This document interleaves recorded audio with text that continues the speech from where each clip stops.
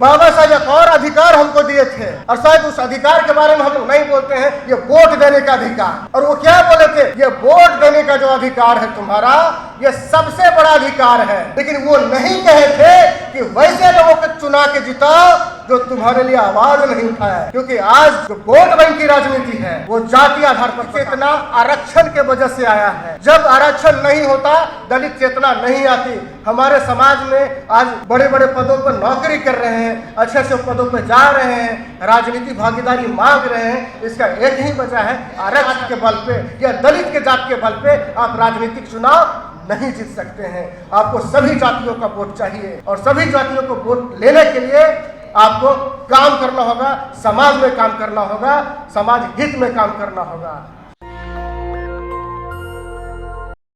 बचा सकते हैं।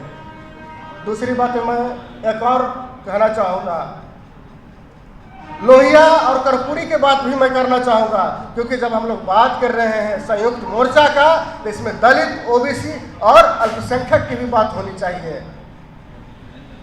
राम मनोहर लोहिया जी एक शब्द कहे थे, हम लोग पढ़ते हैं कि जब सत्ता में परिवर्तन होगा तो अराजकता आएगा। जब सत्ता में परिवर्तन होगा तब अराजकता आएगा। बिहार में भी देखिए, यूपी में भी देखिए, या अन्य देखिए, समाजवादी विचारधारा का दो सबसे प्रमुख और जो राजनेता राजसत्ता पे काबिज हुए वो थे मुलायम सिंह यादव और लालू प्रसाद यादव। जब उनकी सरकारें आई यूपी में और बिहार में, तो लोगों ने कहा जंगल राज है, जंगल राज है।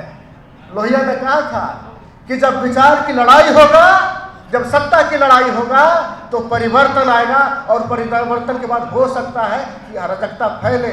लेकिन सत्ता परिवर्तन और मनुवाद को हराने के लिए, मनुवाद को हराने के लिए अगर अराजकता भी आता है तो हमें स्वीकार है। इसलिए मैं साथी ये कहना चाहता हूँ कि जब हमारी सरकारें आती है तो हम ही लोग उसके खिलाफ हो जाते हैं, हम ही लोग खड़े हो जाते हैं, अपने ही लोग को कोसने लगते हैं।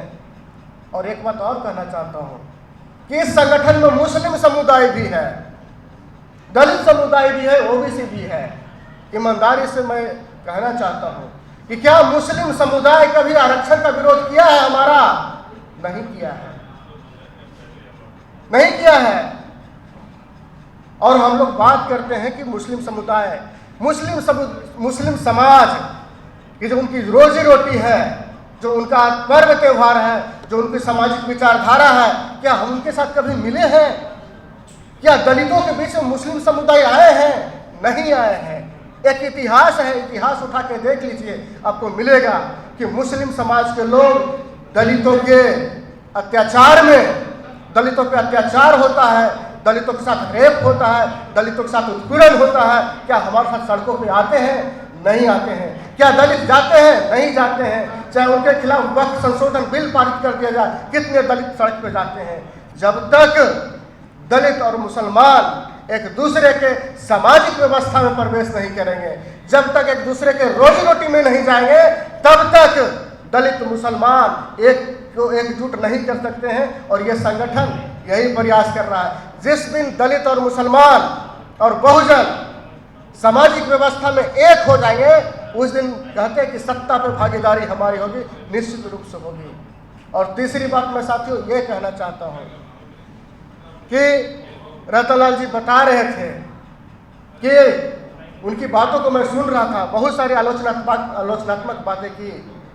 एक चीज बताइए, ईमानदारी से बताइए कि जिस दलित, जिस बहुजन के पेट में आग जलता हो, भूखे सोना पड़ता हो, जिसको कोई पूछता नहीं है, वो क्या करेगा?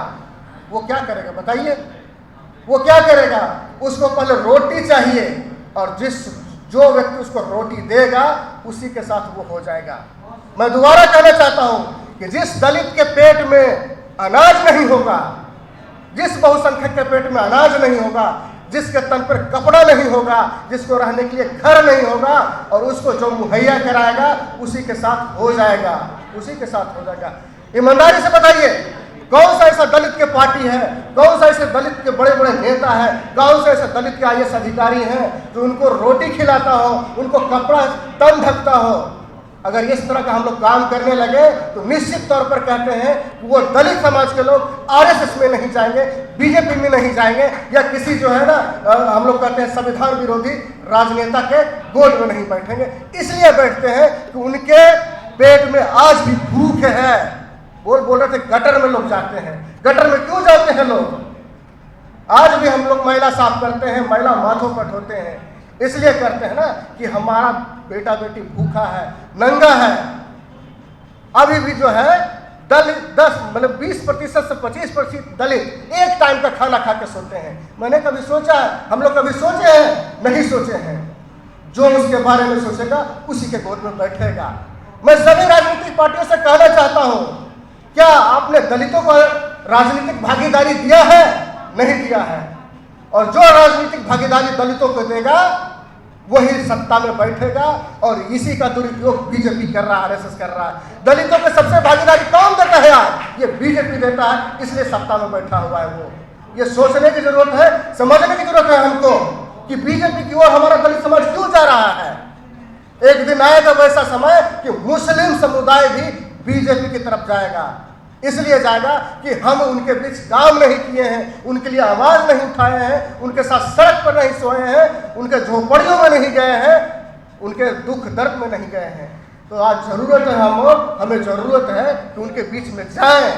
और एक और मैं चीज कहना चाहूंगा कि संसद में आज जो भी गूंगे बहरे बैठे हैं वो हमारे वजह से बैठे हैं, क्योंकि हम नहीं चाहते हैं कि राजनीति में अच्छे व्यक्ति, पढ़े लिखे व्यक्ति संसद में जाए, और कोई राजनीतिक पार्टी नहीं चाहता है।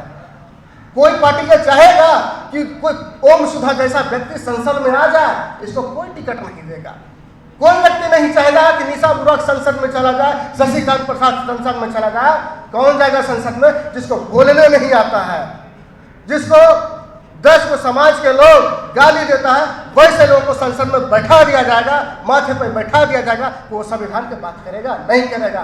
तो मैं बिल्कुल निश्चित तौर पर, खुले तौर पर कहता हूं कि रतन लाल जी बोले या गौतम पाल जी बोले या अन्य बोले कि जो पढ़े लिखे व्यक्ति हैं, समझदार व्यक्ति हैं, प्रोफेसर हैं, डॉक्टर हैं, इंजीनियर हैं, या अन्य सामाजिक संगठन के बड़े लीडर हैं, उनको राजनीति में नहीं जाना चाहिए। ये बिल्कुल हमको लगता है, हमारे अनुसार ये निराधार है। राजनीति व्यवस्था में वैसे व्यक्ति को जाना चाहिए जो हमारे लिए लड़े, हमारे लिए खून बहा दे, हमारे लिए खून पसीना एक कर दे।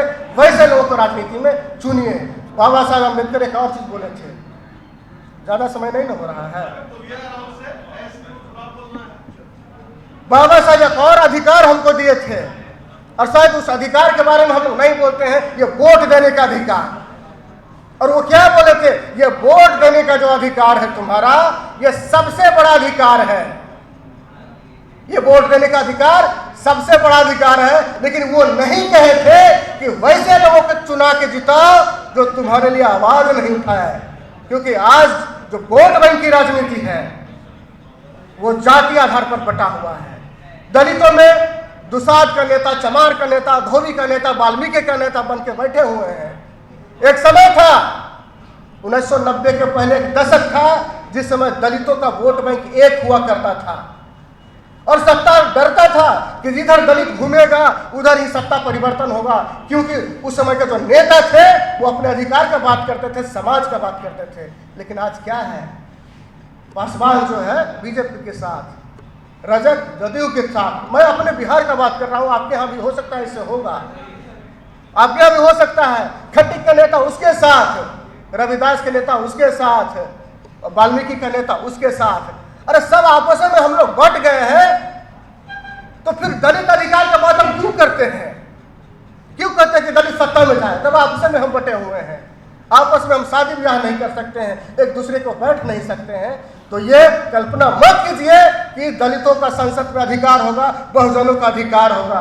जब तक अम्बेडकर जी बोले थे जाति तोड़ो, उनका किताब भी हम लोग पढ़े हैं, लेकिन हम लोग क्या कर रहे हैं? आपसी जात में बटे हुए हैं। रतनलाल जी बोल रहे थे कि दुसाध का बैठक कीजिए। पहले अम्बेडकर जी बोले थे ना, पहले अपने अपने जाति में जाइए और जाति में जाके अपने अपने जातियों को अपलिफ्टमेंट का बात कीजिए। वो बोले थे, लेकिन एक बात और बोले थे, शायद भूल गए बोलना, कि जातियों में जाइए, लेकिन जाति तोड़ों का बात मत कीजिए। हम करते क्या है, जातियों में जाकर जाति तोड़ों का बात करते हैं कि अरे समाज को तो अधिकार ही नहीं मिला है, दूसरा को तो इतना सीट मिला है, बाकी का कोई सीटें नहीं मिला है। पर जब तक क्यों ऐसा आप इसलिए बात कर रहे हैं क्योंकि आप जाति तोड़ों का बात करें तो अम्बेडकर के विचार पर अब है कहाँ। इसलिए साथियों जरूरी है कि सबसे पहले जो हमारा दलित समाज है एक हो जाए, हम लोग इकट्ठे जिस दिन हो जाए, एक मुट्ठी जिस दिन हो जाए, सत्ता हिलने लगेगा, सत्ता पूरा हिलने लगेगा, चाहे राज्य सत्ता हो चाहे देश की सत्ता हो। लेकिन हम लोग एक कभी हो नहीं पाते हैं। आरएसएस की मंशा और बीजेपी की मंशा क्या है? मंशा यही है कि आप लोग सभी जातियों में बटे रहें। जातियों में जब तक जातियों में आप बटे रहेंगे, जब तक जातियों में आप बटे रहेंगे, हम मान के चलते हैं और एकदम ये प्रण के साथ कहते हैं कि आपकी जो है अधिकार और सत्ता नहीं रहेगी और संविधान खतरे में रहेगा। और अंतिम रूप से मैं एक और अपील करना चाहूँगा, अंतिम रूप से मैं कहना चाहूँगा कि जो भी दलित चेतना की बात करते हैं हम लोग कि रतनलाल जैसा दलित चेतना का मतलब क्या होता है कि हमारे समाज में जितने लोग बढ़े हैं उसको देखा देखी और कितने लोग बढ़ेंगे। तो दलित चेतना आया कहां से? दलित चेतना आया है रिजर्वेशन से। ये क्लियर है भैया? एक मिनट सुन लीजिए, बस 2 मिनट आप। दलित चेतना आरक्षण के वजह से आया है। जब आरक्षण नहीं होता दलित चेतना नहीं आती। हमारे समाज में आज बड़े बड़े पदों पर नौकरी कर रहे हैं, अच्छे अच्छे पदों पर जा रहे हैं, राजनीतिक भागीदारी मांग रहे हैं। इसका एक ही वजह है आरक्षण। एक भी एमपी और एमएलए ये कोई कहने के लिए तैयार हो जाए मंच पे पूरे भारत में बिना रिजर्वेशन के सीट से चुनाव लड़े हैं। और ये भारत में यह तो शक्ति नहीं है कि कोई एक जात के बल पे या दलित के जात के बल पे आप राजनीतिक चुनाव नहीं जीत सकते हैं। आपको सभी जातियों का वोट चाहिए और सभी जातियों को वोट लेने के लिए आपको काम करना होगा, समाज में काम करना होगा, समाज हित में काम करना होगा। तो मैं यही कहना चाह रहा था कि जो आरक्षण है इसी की वजह से हमारे अंदर चेतना जगी है। ये जरूरी है आरक्षण बढ़ाने की और 3 काम करने की जरूरत है।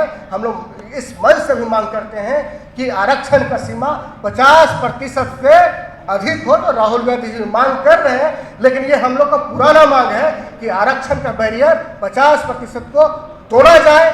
दूसरी है कि निजीकरण में फिर से दोबारा निजीकरण में लड़ा जाए आरक्षण के लिए, क्योंकि आप जानते हैं कि मेडिकल कॉलेज हो, सरकारी मेडिकल कॉलेज में कितने आदमी हैं जो हमारे हैं, कितने लोग हैं दलित जिसका मेडिकल कॉलेज है, अस्पताल है। बताइए कितने यूनिवर्सिटी है दलितों के पास? नहीं है। ये सब जब है ही नहीं हमारे पास तो विद्यार्थी कहाँ से पढ़ेगा? निजीकरण और जो हम लोग कह रहे हैं ना कि न्यू एजुकेशन पॉलिसी के तहत ये ऐसा सिस्टम बना दिया गया है कि दलित समाज के बच्चे यूनिवर्सिटी में नहीं जाए। तो जरूरी है कि प्राइवेट यूनिवर्सिटियों में रिजर्वेशन दिया जाए, प्राइवेट यूनिवर्सिटी दलितों को दिया जाए, मेडिकल कॉलेज खोलने के लिए दलितों को दिया जाए ताकि हमारा प्रतिनिधित्व बढ़े। हमारे अंदर हमारे जो दलित हैं उनको उद्योग धंधा का अवसर दिया जाए। तो अंत में मैं यही कहना चाहता हूँ कि निजीकरण के लिए लड़ना होगा, संविधान बचाने के लिए लड़ना होगा, आरक्षण बचाने के लिए लड़ना होगा। निजीकरण के माध्यम से जो सभी सरकारी कंपनियों को बेच रहा उसके खिलाफ लड़ना होगा। और अंतिम रूप से सब कुछ तो कर लेंगे, संसद में भी चले जाएंगे, निजीकरण में आरक्षण भी मिल जाएगा, सब कुछ मिल जाएगा। लेकिन जो बाबा बैठे हुए हैं उच्च न्यायालय में, जो बाबा बैठे हैं उच्च न्यायालय में, वो कहे कि नहीं, जनेधारी जिसको कहते हैं, कहेंगे नहीं तुम्हारा अधिकार नहीं है। उलूल जुलूल जिसको हम लोग कहते हैं कि जो है कानून पारित करके हमारे खिलाफ खड़े हो जाएंगे। इसलिए जरूरी है कि जुडिशियरी में भी आरक्षण लागू किया जाए, सुप्रीम कोर्ट हो, हाई कोर्ट हो, सब में आरक्षण लागू किया जाए ताकि जो है हमारा अधिकार संसद से लेकर सड़क से लेकर उच्चतम न्यायालय में भी बचाया जा सके। बहुत बहुत धन्यवाद। जय भीम, जय भारत। नेशनल दस्तक की आपसे गुजारिश है कि अगर इसको बचाना चाहते हैं तो नेशनल दस्तक को सब्सक्राइब करने के लिए रेड कलर के सब्सक्राइब बटन को दबाएं, फिर बेल आइकन की घंटी दबाएं, नेशनल दस्तक को बचाने के लिए बहुत जरूरी है कि हर खबर को शेयर करें, लाइक करें, कमेंट जरूर करें।